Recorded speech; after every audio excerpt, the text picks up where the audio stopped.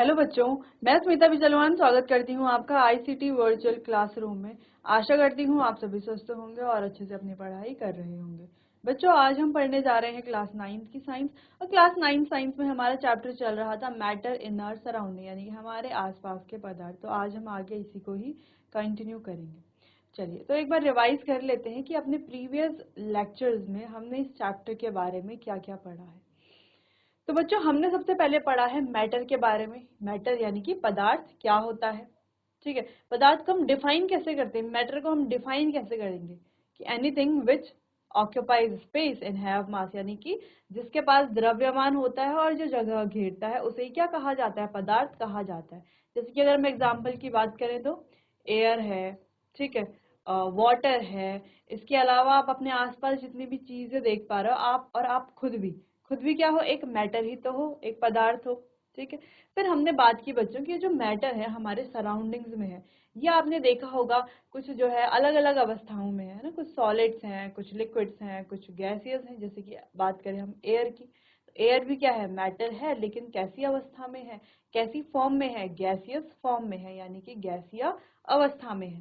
ठीक, चलिए, तो इसके अलावा हमने बात की थी जो मैटर होते हैं, चाहे वो कोई भी मैटर हो, कोई सा भी पदार्थ हो, कोई भी पदार्थ हो, वो बने किससे होते हैं, वो बने होते हैं बच्चों छोटे छोटे पार्टिकल्स, यानी कि छोटे छोटे कणों से मिल करके बने हुए होते हैं। अब ये जो पार्टिकल्स होते हैं इन्हें हम कहते हैं एटम्स एंड मॉलिक्यूल्स।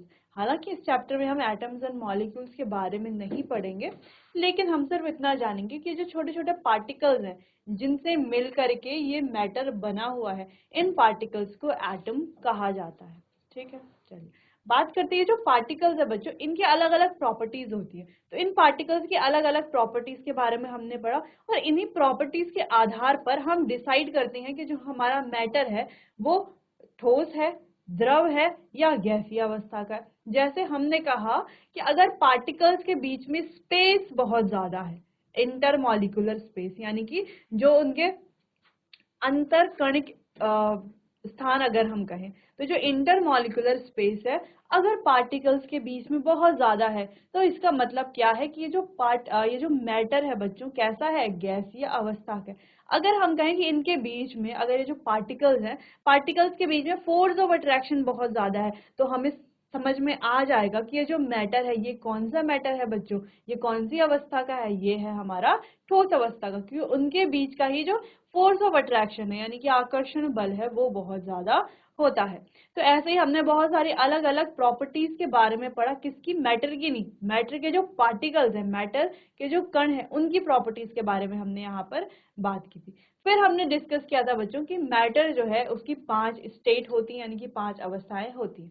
पहली है सॉलिड यानी कि ठोस अवस्था, फिर लिक्विड यानी कि द्रव अवस्था, फिर गैस यानी कि तरल अवस्था या द्रव अवस्था जिसे हम कहते हैं। इसके अलावा plasma fourth state of matter है, यानी कि जो पदार्थ है उसकी चौथी अवस्था प्लाज्मा, और पांचवी है बोस आइंस्टीन कंडेंसेट। हालांकि हमारे सिलेबस में सिर्फ 3 ही है, सॉलिड, लिक्विड और गैसेस।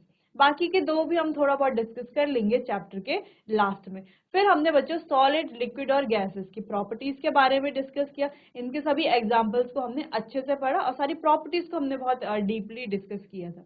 फिर हमने बात की थी कि ये जो मैटर है, ये जो मैटर है, ये जो अलग अलग अवस्थाएं मैटर की, सॉलिड है, लिक्विड है, गैस है, क्या हम इनमें इंटर कन्वर्जन कर सकते हैं, क्या हम इनमें किसी प्रकार का कोई बदलाव कर सकते हैं, यानी कि अगर कोई मैटर जो है ठोस अवस्था में, तो क्या हम उसको बच्चों आगे द्रव अवस्था में कन्वर्ट कर सकते हैं टेम्परेचर या प्रेशर में कुछ चेंज करके। ठीक है, तो हमने यहाँ पर इंटर कन्वर्जन के बारे में पढ़ा, जहां पर हमने कुछ टर्म्स के बारे में पढ़ा, जैसे कि फ्यूजन, फ्यूजन के बारे में हमने पढ़ा कि मेल्टिंग को क्या कहा जाता है, फ्यूजन भी हम कहते हैं। और एक और टर्म की बात हमने इसमें की जो कि है लेटेंट हीट ऑफ फ्यूजन, तो लेटेंट हीट ऑफ फ्यूजन के बारे में हमने बात की।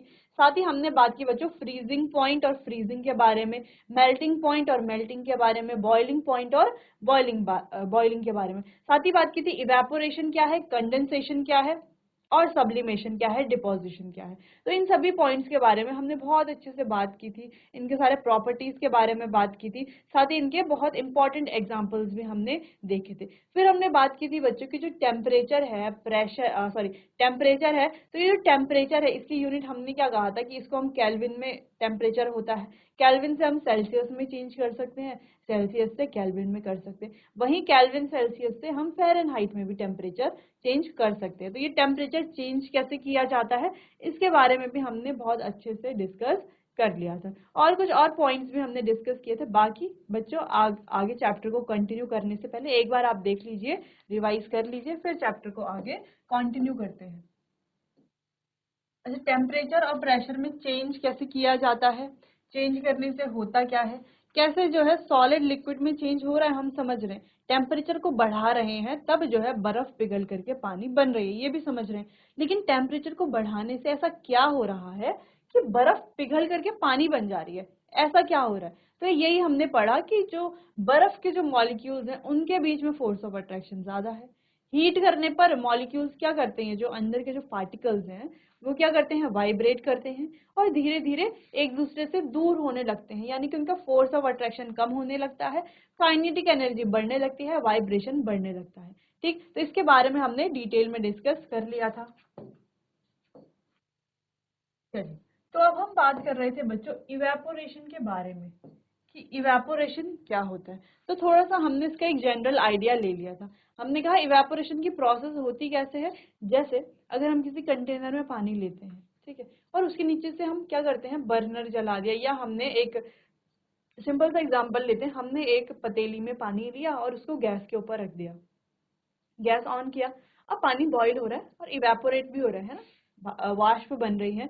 लेकिन क्या इस प्रोसेस को इवेपोरेशन कहा जाएगा? बिल्कुल भी नहीं। इस प्रोसेस को क्या कहा जाएगा? इस प्रोसेस को बॉइलिंग कहा जाएगा, क्योंकि हम यहाँ पर हीट दे रहे हैं, तो बॉइलिंग की प्रोसेस हो गई।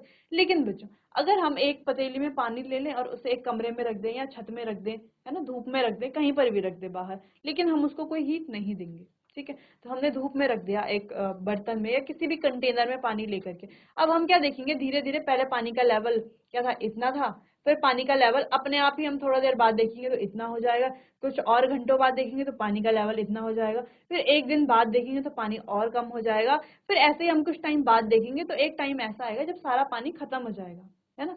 तो ये प्रोसेस क्या हुई, इस प्रोसेस को हम क्या कहेंगे, इवेपोरेशन कहेंगे। पानी जो है वो क्या हो रहा है, इवेपोरेट हो रहा है। अच्छा, इवेपोरेट दोनों कंडीशन में हो रहा है, इवेपोरेशन की प्रोसेस में तो हो रहा है, लेकिन जो बॉइलिंग की प्रोसेस है वहां पर भी पानी इवेपोरेट हो रहा है। लेकिन वो प्रोसेस अलग क्यों है, इसके बारे में हम डिस्कस कर चुके हैं।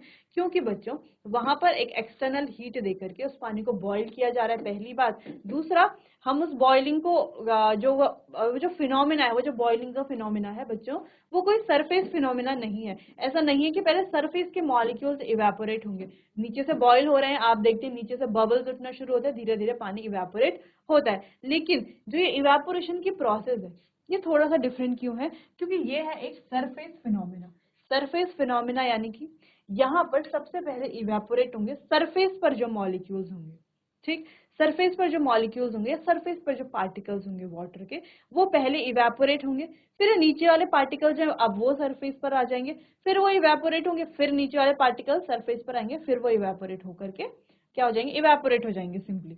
ठीक है, चलिए, तो इवेपोरेशन की जो प्रोसेस है ये होती कैसे, ऐसा क्या हो रहा है कि पानी इवेपोरेट हो जा रहा है। अगर हम बात करें, हमने अपने हाथ में क्या लिया है, पानी लिया है, ठीक है, चलिए हाथ में पानी लिया, लेकिन कुछ समय बाद हम देखते हैं ना वो पानी भी क्या हो जाता है, इवेपोरेट हो जाता है। ऐसा क्यों होता है? या हम किसी प्लास्टिक के कंटेनर में पानी रख देते हैं, या ग्लास में हम देखते हैं ना, थोड़ा जब हम पानी पी लेते हैं तो थोड़ा थोड़ा पानी तो बचा होता है, लेकिन थोड़ा देर बाद देखते हैं तो वो पानी पूरा इवेपोरेट हो जाता है। तो ऐसा क्या होता है कि पानी इवेपोरेट हो जाता है? तो इसके पीछे का जो फिनोमेना है उसके बारे में हम थोड़ा सा डिस्कस करते हैं।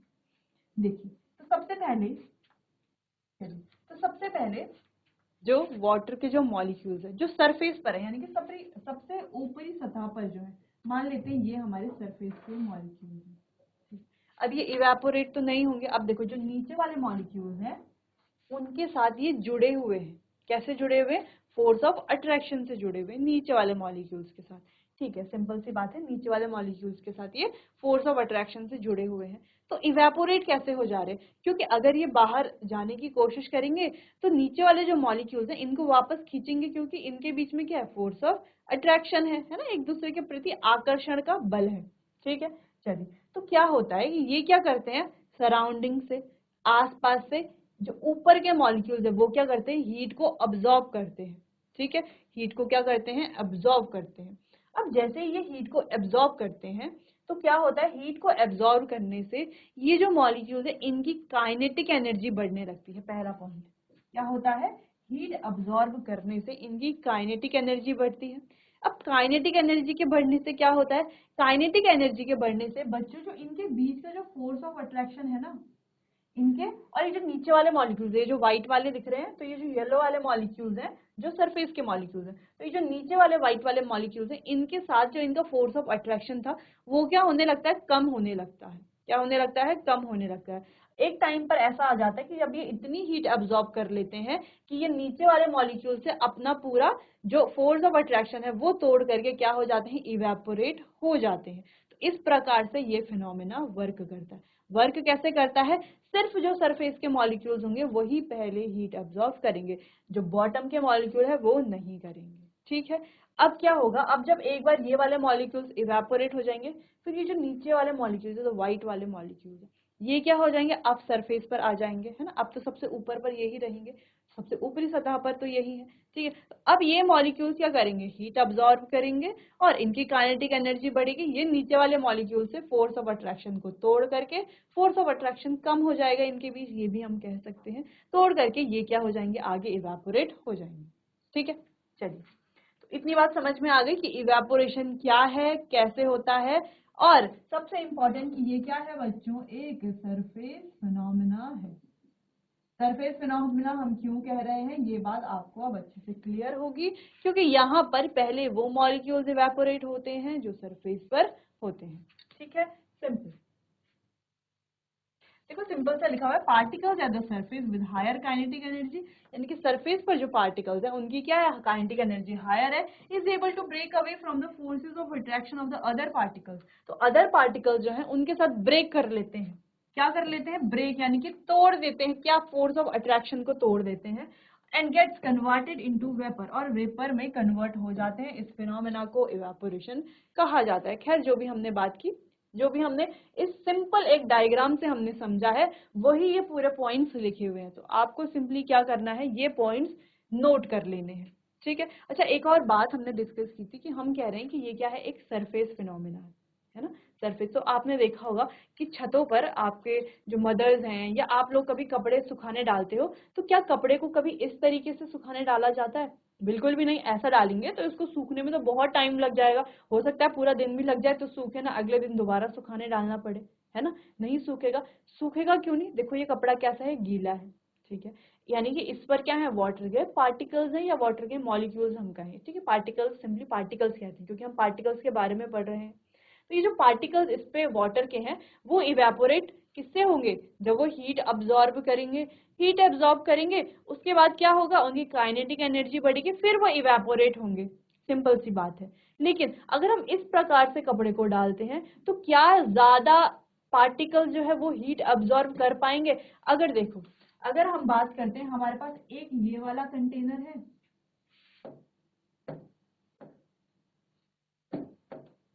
चलिए एक छोटी सी चीज को हम डिस्कस करते हैं। मान लेते हैं हमारे पास दो कंटेनर है। ठीक है, एक कंटेनर है इतना और एक कंटेनर है इतना।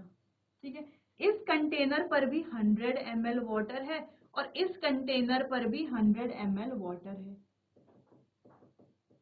दोनों कंटेनर में क्या है, 100 ml वाटर है, और दोनों कंटेनर को ही हमने क्या रखा हुआ है, एक साथ धूप में रखा हुआ है। तो जल्दी पानी कौन से कंटेनर से इवेपोरेट होगा, हमने कहा दो बर्तन हमने लिए है ना, एक तो कोई जिसका सरफेस क्या है, बड़ा है, जिसका सरफेस एरिया क्या है, ज्यादा है। तो एक सरफेस एरिया ज्यादा वाला बर्तन हमने लिया है और एक बर्तन ऐसा लिया है जिसका सरफेस एरिया क्या है, कम है। ठीक है, लेकिन पानी की जो क्वांटिटी है वो दोनों में क्या है, बराबर है, दोनों में 100 ml वाटर हमने लिया हुआ है। अब हम क्या कहेंगे कि ये जो कंटेनर ए है और ये जो कंटेनर बी है, तो दोनों कंटेनर में से जल्दी पानी कौन से कंटेनर से इवेपोरेट होगा। तो इसका आंसर हम सभी जानते हैं, कौन से कंटेनर का, ये जो बी वाला कंटेनर है इसका पानी जल्दी इवेपोरेट होगा। हालांकि दोनों में पानी तो बराबर है, लेकिन सरफेस एरिया यहाँ पर बहुत बड़ा इफेक्ट कॉज करता है। ठीक है, सरफेस एरिया की वजह से यहाँ पर ये चीज होती है कि जो जिसका सरफेस एरिया ज्यादा है वो ज्यादा मॉलिक्यूल्स क्या होंगे वहां पर, इवेपोरेट कर पाएंगे। जैसे कि हमने बात की कि अगर हम किसी कपड़े को इस प्रकार से तार में डालते हैं, गीले कपड़े की बात करें, ठीक है, इस प्रकार से हम तार में डालते हैं तो इसका सरफेस एरिया क्या है, कम है। यानी कि ऊपर का जो सरफेस के जो मॉलिक्यूल्स हैं वो क्या होंगे, वो जो पार्टिकल्स हैं वो कम है, वो कम पार्टिकल्स क्या करेंगे, हीट अब्सॉर्ब करेंगे और इवेपोरेट होंगे। तो ऐसे करके इनको बहुत टाइम लगेगा। लेकिन वहीं अगर हम इसको इस प्रकार से इसका सरफेस एरिया क्या कर देते हैं, इंक्रीज कर देते हैं। इस प्रकार से हमने क्या कर लिया, सिंपली सरफेस एरिया इंक्रीज कर लिया। अब सरफेस एरिया इंक्रीज करने से क्या हुआ कि ज्यादा पार्टिकल्स जो है वो हीट अब्सॉर्ब कर सकते हैं। अब ज्यादा पार्टिकल्स हीट अब्सॉर्ब कर सकते हैं, जिस वजह से ज्यादा पार्टिकल्स क्या कर सकते हैं, इवेपोरेट करेंगे और कपड़ा जो है वो जल्दी सूखेगा, जल्दी ड्राई हो जाएगा। ठीक है, चलिए इतनी बात समझ में आ गई, इतना आप नोट कर लीजिए। फिर हम फैक्टर्स की बात करते हैं कि कौन कौन से फैक्टर्स हैं जो इवेपोरेशन को अफेक्ट करते हैं।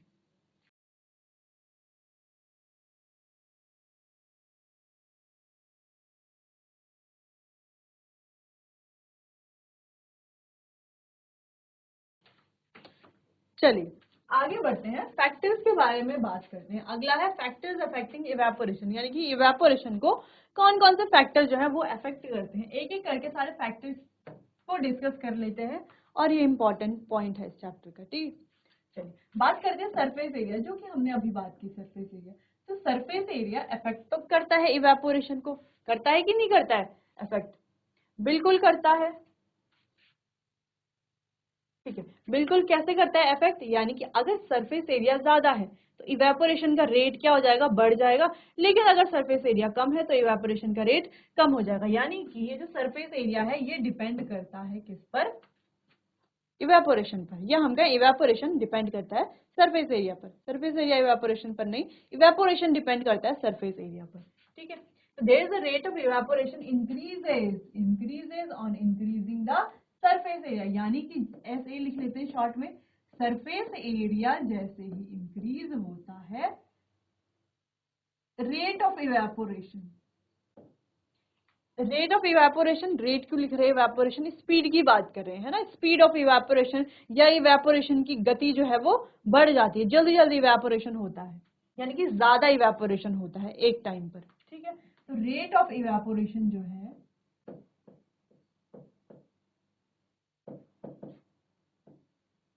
वो भी बढ़ जाता है।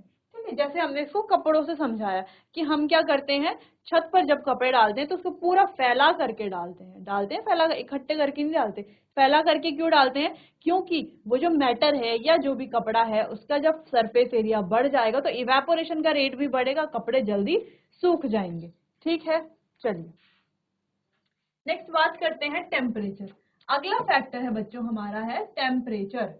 तो टेम्परेचर कैसे अफेक्ट करता है, the rate of evaporation of a liquid increases with rise in temperature. बच्चों देखो, अगर टेम्परेचर बढ़ेगा तो इवेपोरेशन जल्दी जल्दी होगा। अगर हम बात करते हैं एक गिलास पानी, या बात कर लेते हैं कि एक किसी कंटेनर में पानी को हमने छत में रखा जिस दिन बहुत ज्यादा धूप थी, ठीक है, और एक दिन ऐसा रखा जिस दिन धूप बिल्कुल भी नहीं थी, तो कौन सा वाला जल्दी इवेपोरेट होगा, जिस दिन धूप थी वो कंटेनर जल्दी इवेपोरेट होगा, है ना, क्योंकि टेम्परेचर बढ़ा हुआ है तो इवेपोरेशन का रेट भी बढ़ जाता है। तो इसको आप खुद से समझ सकते हैं कि कपड़े अगर आपने ऐसे दिन कपड़े सुखाने डाले जिस दिन बिल्कुल भी धूप नहीं है और जिस दिन धूप है, धूप में जल्दी कपड़े सूखते हैं, क्यों, क्योंकि टेम्परेचर ज्यादा होता है जिस वजह से इवेपोरेशन का रेट भी बढ़ जाता है। सिंपल सी बात है।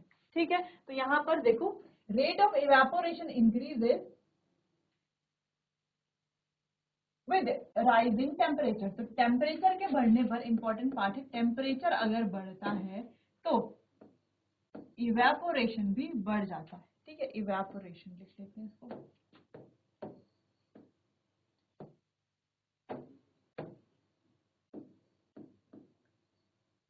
इवेपोरेशन, इवेपोरेशन भी बढ़ जाता है। ठीक है, तो टेम्परेचर अगर बढ़ेगा तो इवेपोरेशन भी बढ़ेगा। अगला फैक्टर है बच्चों ह्यूमिडिटी। ह्यूमिडिटी यानी नमी, है ना, ह्यूमिडिटी आप सभी समझते हैं कि ह्यूमिडिटी क्या होती है,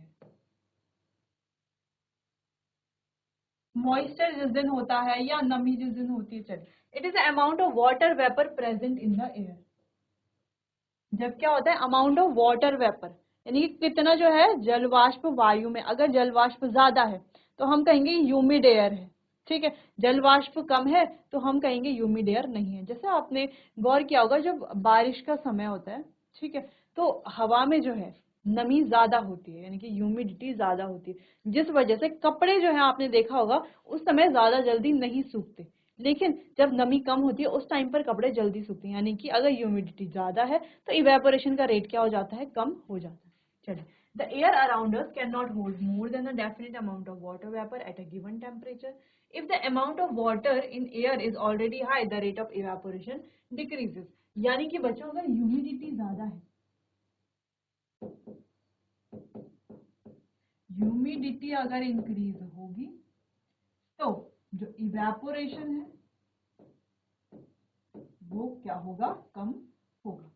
कैसे होगा इवेपोरेशन कम, देखो, ह्यूमिडिटी का मतलब क्या है कि जो हमारी एयर है, एयर में क्या कंटेंट होना, वाटर कंटेंट होना, मॉइस्चर होना, नमी होना। और इवेपोरेशन में क्या होता है, इवेपोरेशन में भी जो, अगर हम कपड़े की बात कर लेते हैं, अगर कोई कपड़ा है तो क्या होगा, इसमें इवेपोरेशन में होगा क्या कि वो कपड़ा सराउंडिंग की हीट अब्सॉर्ब करेगा और क्या होगा, वो जो पानी है उसमें, है ना, वो जो वाटर है वो क्या हो जाएगा, इवेपोरेट हो जाएगा, इवेपोरेट होकर के एयर में जाएगा। अब जब एयर में पहले से ही वाटर का कंटेंट ज्यादा है, देखिए पहले से ही मॉइस्चर है या हम कहें वाटर कंटेंट पहले से ही ज्यादा है, तो यहाँ पर इवेपोरेशन का रेट क्या हो जाता है, कम हो जाता है।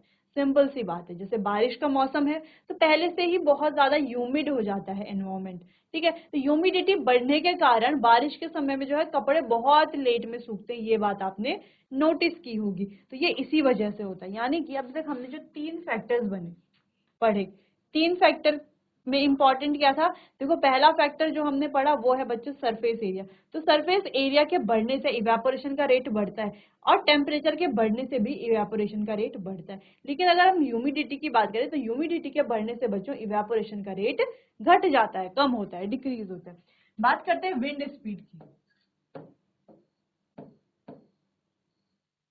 It is known that clothes dry faster on a windy day. तो आपने ध्यान दिया होगा कि कपड़े जो हैं जल्दी जल्दी सूखते हैं जब क्या चल रही हो, हवा चल रही हो बाहर, विंड चल रही हो, ठीक है। This is because with increase in wind speed, wind की स्पीड जब बढ़ती है तो वाटर के जो मॉलिक्यूल्स होते हैं वो एक जगह से दूसरी जगह चले जाते हैं, जिस वजह से वाटर वेपर जो है सराउंडिंग में वो क्या हो जाती है, कम हो जाती है। वाटर वेपर सराउंडिंग में कम होगी तभी तो और ज्यादा क्या होते रहेंगे, जो कपड़े हैं वो जल्दी सूखते रहेंगे, अगर हम कपड़ों का एग्जांपल लेते हैं तो, जिस वजह से इवेपोरेशन का रेट जो है वो बढ़ जाता है।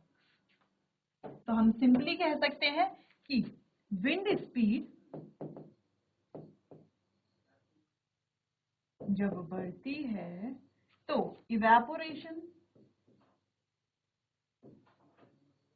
भी बढ़े। शॉर्ट में इवेपोरेशन को ऐसे हम लिख सकते, समझने के लिए लिखा हुआ है, आपको पूरा इवेपोरेशन लिखना है, ठीक है, आप ऐसे शॉर्टकट में आप नहीं कर सकते।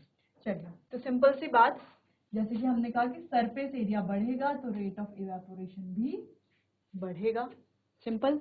फिर हमने कहा कि टेम्परेचर अगर बढ़ेगा तो इवेपोरेशन भी बढ़ेगा। लेकिन बच्चों ह्यूमिडिटी अगर बढ़ेगी तो इवेपोरेशन कम होगा। लेकिन विंड अगर बढ़ेगा, विंड की स्पीड अगर बढ़ती है, जैसे आपने देखा होगा अगर नॉर्मल हवा चल रही है तो कपड़े उतनी स्पीड में नहीं सूखते, लेकिन जब हवा चलती है तो कपड़े बहुत जल्दी जल्दी सूख जाते हैं। क्यों सूख जाते हैं, क्योंकि देखो कपड़े क्या हो रहे हैं, कपड़ों से क्या हो रहा है, इवेपोरेशन हो रहा है, यानी कि कपड़ों के आसपास क्या होगा, वाटर वेपर्स होंगे वो होंगे, विंड आएगी तो उन वाटर वेपर्स को वहां से हटा देगी, जिस वजह से इवेपोरेशन का रेट क्या होगा, अपने आप ही बढ़ जाएगा, ठीक है। तो यहाँ पर इवेपोरेशन का रेट बढ़ जाएगा, ठीक। ये बहुत इंपॉर्टेंट फैक्टर्स हैं चारों के चारों, ठीक है। तो एमसीक्यू में या कैसे भी टाइप में इससे क्वेश्चंस बन सकते हैं, तो आपको ये नोट कर लेने हैं।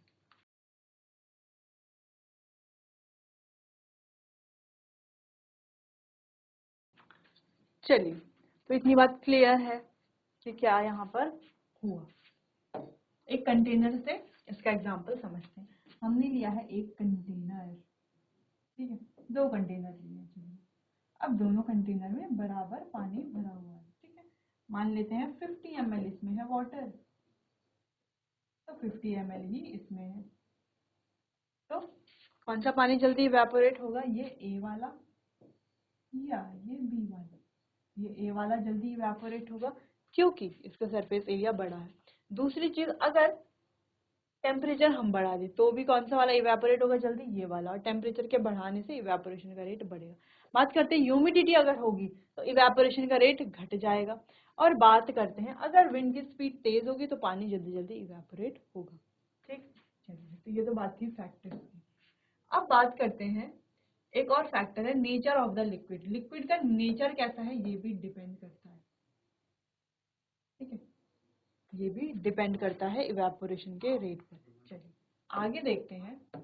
The rate of evaporation also depend upon the nature of the liquid. Some liquid evaporate faster at a faster rate while others evaporate at a slow rate। जैसे कि कुछ लिक्विड जो है वो जल्दी जल्दी इवेपोरेट होंगे और कुछ लिक्विड जो है वो बहुत धीरे धीरे इवेपोरेट होंगे। जैसे अगर हम बात करें पेट्रोलियम की, जैसे आपने पेट्रोल देखा होगा, तो आप कहीं पर डालते हैं तो वो बहुत जल्दी क्या हो जाता है, उसके वेपर्स बन जाते हैं, आप क्या देखोगे जल्दी से गायब हो जाता है। खैर जब हायर क्लासेस में जाएंगे तो हम पढ़ेंगे वॉलेटाइल नॉन वॉलेटाइल, लेकिन बच्चों जो जल्दी जल्दी इवेपोरेट हो जाते हैं, जैसे पेट्रोल अगर कहीं पर गिर जाता है या कैरोसिन कहीं पर गिर जाता है तो बहुत जल्दी वहां से इवेपोरेट हो जाता है। ठीक, तो यही हमने कहा कि कुछ जो हमारे लिक्विड्स हैं कुछ क्या होते हैं स्लोली इवेपोरेट होते हैं और कुछ जो होते हैं फास्ट होते हैं। जैसे कि हमने पेट्रोलियम की बात की, ठीक है, तो ये क्या होता है फास्ट इवेपोरेट हो। जैसे हमने अल्कोहल की बात की तो ये भी तो हमारा एक लिक्विड है। ठीक है, क्लोरोफॉर्म की अगर हम बात करते हैं तो ये बहुत जल्दी जल्दी इवेपोरेट होते हैं, इसीलिए जल्दी इवेपोरेट होते हैं। नेक्स्ट बात करते हैं कुछ जो है लेट में इवेपोरेट होते हैं, यानी कि आसानी से इवेपोरेट नहीं होते, धीरे धीरे, जैसे वाटर की बात करते हैं। ठीक है, तो वाटर इतनी जल्दी इवेपोरेट नहीं होता कि हम हाथ में वाटर डालेंगे और वो इवेपोरेट हो जाएगा, नहीं, वो इवेपोरेट नहीं होता।